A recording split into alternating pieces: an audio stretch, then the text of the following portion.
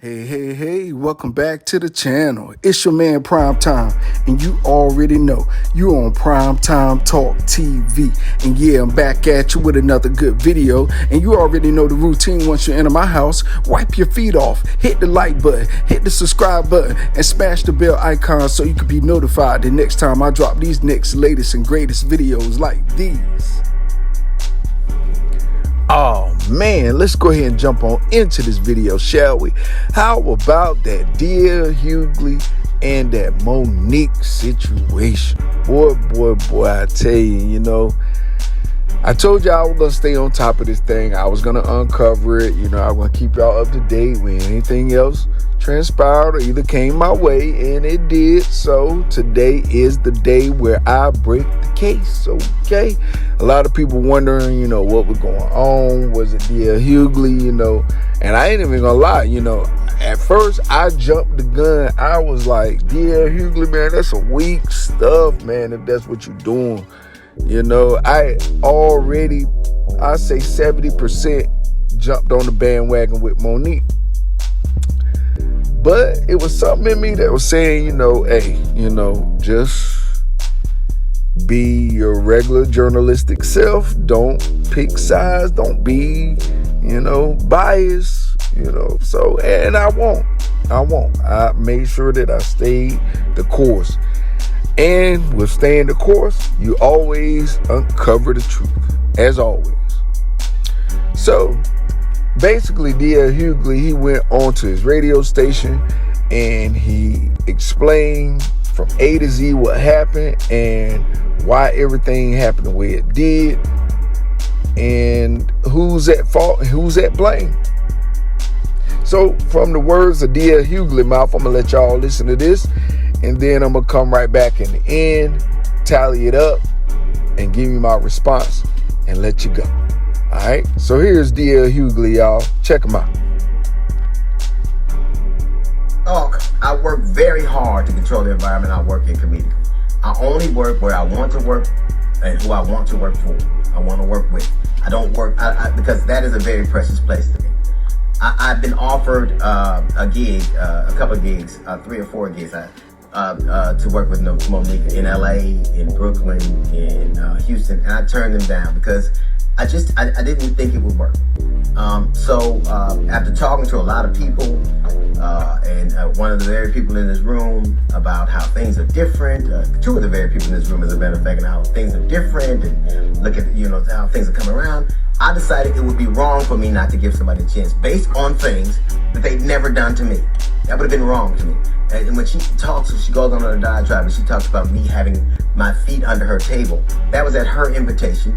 I was doing a gig in Greenbelt, Maryland. She lived in Baltimore. She was having a fight party. It was, I think, Evander Holyfield and Mike Tyson. And sure enough, I came to her table at her invitation. And it was a wonderful time. As a matter of fact, it was based on that interaction, along with talking to people, I decided that I would do these gigs. I decided I would do it. And now I know what Tyler Perry knows, I know what Lee Daniels knows, I know what Oprah knows, I know what Steve Harvey knows, I know what Charlamagne the God knows, I know what Netflix knows. Saying yes to Monique is an occupational hazard. Now, we're playing a gig in Detroit this weekend. I know I'm going on at 9:45. I leave the hotel. I get there around 9. Monique had just gotten there. She's supposed to be there at 8:40. She had just gotten there, gone at 8:40. She got there at 8:38. What Monique was trying to do was to slow walk the show. She didn't end up getting on for 30 minutes. The oldest trick in the world is, if I want to change the order and I don't have merit, I'll try to make people wait so long that everybody gets nervous and go, please, just go on so we can avoid a conflict. That didn't happen. Monique got on stage. Monique actually felt like she had merit. She would have done one of 3 things. Either she would have took it up with the promoter, and she did, and the promoter said, we're going on, and whether you go on or not, that's a different thing. You would have not done it, but she knew she had to get on stage, or she would have been in breach of contract, or she would have come to talk to me. She didn't ever, and I emphatically emphasize this, she never once talked to me. I haven't seen Monique in years. I didn't see her at the venue before, after, or during. I haven't spoken or seen Monique. So if you really thought that you had a legitimate contract dispute, you would have come to me and said, hey, I have this contract and you had this contract. Notice not one thing on that contract, not one person she has on that contract, not one thing happened. Do you know why? Because it wasn't legitimate. And she goes on stage and she proceeds to eviscerate me. Not just me, but Steve Harvey, the sexual, my wife, my dog later on in subsequent conversation. Let me ask you something. What did any of that have to do with an alleged contract dispute? What did Steve Harvey have to do with your contract? What did I have to do with your contract? What did my dog have to do with your contract? What does my wife have to do with your contract? You wrote your contract, you and your daddy. You proceeded to say things that were so patently insulting that it was galling. It was galling. You asked in subsequent conversations why I have a dog, a support dog, what kind of person has a support dog. I have that dog because my father died. My children and family decided they would get a dog from where he was from, and I named the dog after my father. I don't have a dog to keep people away from me. I have a dog so I have my father with me all the time. That is an act of love which you know very little about. You proceeded to assault my sexuality. You have the temerity to assault someone's sexuality, a man's sexuality, given who you lay next to. None of that had anything to do with alleged contract dispute. You could have taken that up with a lawyer. You would have gotten out. You could have not gone on stage, but you knew you didn't have a valid contract. And you do what you always have done. You tried to weaponize black femininity. You tried to turn that audience against me. You tried to burn everything down. Like you do all the time. Who calls Netflix and thinks I can get $10 million because I did the Queens of Comedy? Who thinks you can get on stage and still live off that? I was a king of comedy. You never hear me talking about it because in this business, like any other, it isn't what you have done, it's what you do. That show was one I signed on to do. I made the quintessential mistake, the horrible mistake that like Tyler Perry, like Lee Daniels, like Oprah, like all these people of saying yes to you. And it is an occupational hazard. It is my fault. I have learned my lesson. You didn't just, and the thing that bothers me the most isn't the things that you say, because I know who I am and I know what I do. And I have a pristine reputation. And everybody who knows me know what I'm about. It's this whole, my dear, my babies, I love you for real, which is so transparently false, it is ridiculous.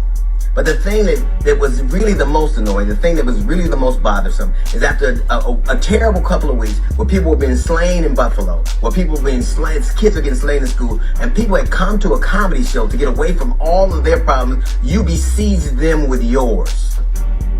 The one contract that isn't in dispute is the one that the audience had with us to entertain them. But every single time, more and more, you spend half of your time talking about your grievances and what you didn't get and who did this to you.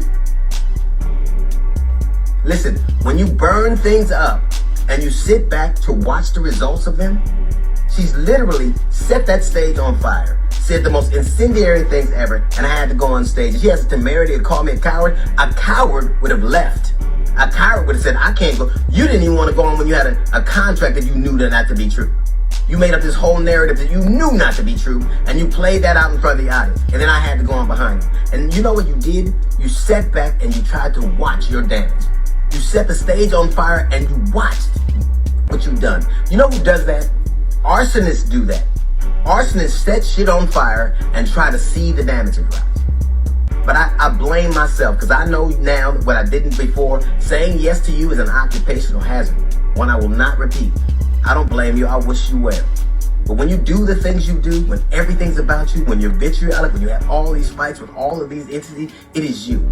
Precious was not a movie. Precious was an autobiography. That is who you are, literally. You mad at the contract you and daddy wrote, your daddy? And I don't know why you call a man daddy and you pay for him. That's a son. Let's be clear. I'm not angry with you. I'm angry with me. I did what I knew not to be true. But I'm going to tell you something.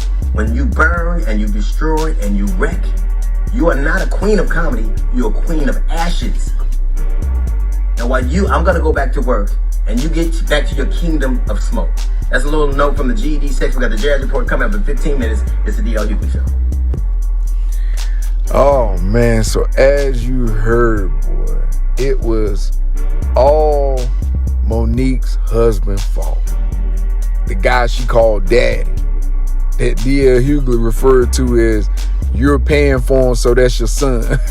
Oh man, that hurt. But hey, it's actual truth, it's actual fact. You know, this dude probably ain't bringing no money in, probably bringing more headache in than a little bit. Probably got a bunch of good ideas, but nothing to bring to the table. And all he's doing is isolating Monique from all her colleagues, co-workers, friends, yada, yada, yada. You know, and I don't think her career is ever going to take flight again until she get rid of that husband. And a lot of times, you know, we as people, you know, we choose and attach ourselves to people that honestly we shouldn't have attached ourselves to from the get-go. But we did it out of love, out of respect, out of attention, out of wanting someone, out of needing and yearning love. But a lot of times we get it from the wrong place or the wrong people. And, you know, just looking at Monique's career, you know, I have to be very, very honest. You know, like, I don't know when she met this dude, but I can about guess whenever her career started spiraling down, that's when she was, you know, pretty much allowing this guy to have a lot more input than he needs. You know, I'm a firm believer of husband and wife and marriage and success and marriage, things of that nature. But if that person don't have a track record to stand behind what they're saying and what they can do for you in your life and your career, and they don't have no track record for it, abort mission. Because so many times people feel like they know what you deserve or what's best for you and best for your career and things of that nature. These are the times, and you look at Monique's career with her husband, you can tell this is not one of those times. These are one of the times to where you're like, okay, Monique, how much more are you going to let this guy destroy of your career, of your life that you built before him? How much more are you going to be willing to relinquish and hope that, you know, you can sustain yourself, you can maintain yourself with what's going on right now, with how everything is falling apart and spiraling? You just got a new gig with 50 Cent and, you know, Power Raising Canaan. Or no, BMF, my bad. Excuse me.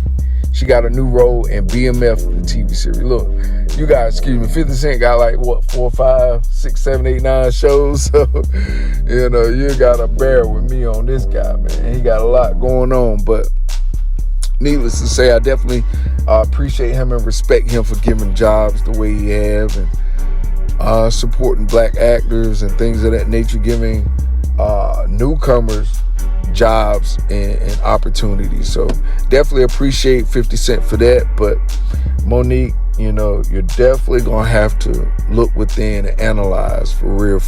Yeah, you can blame everybody, I know how it goes, so I get it. But at some point in time, you have to look at you, the people that's in your immediate circle, whoever is bringing you know, this rough side to your life. You know, it's like, you know, every chance you get a good opportunity, is like somewhere in the midst, your husband is tearing it down. And, you know, that typed up contract, you can tell. So anyway, I just hope, you know, everybody get it together. I hope the queens of comedies get it together. I hope as a race get it together. And with that being said, that's all I got for you in this video. You already know the routine. When you leave my house, hit the like button, hit the subscribe button, smash the bell icon so you can be notified the next time I drop these next latest and greatest videos here on Primetime Talk TV. And I'm on social media everywhere. And definitely go to the website, primetimetalktv.com, and copy you some merch at Shirt Something. All right, y'all. Peace.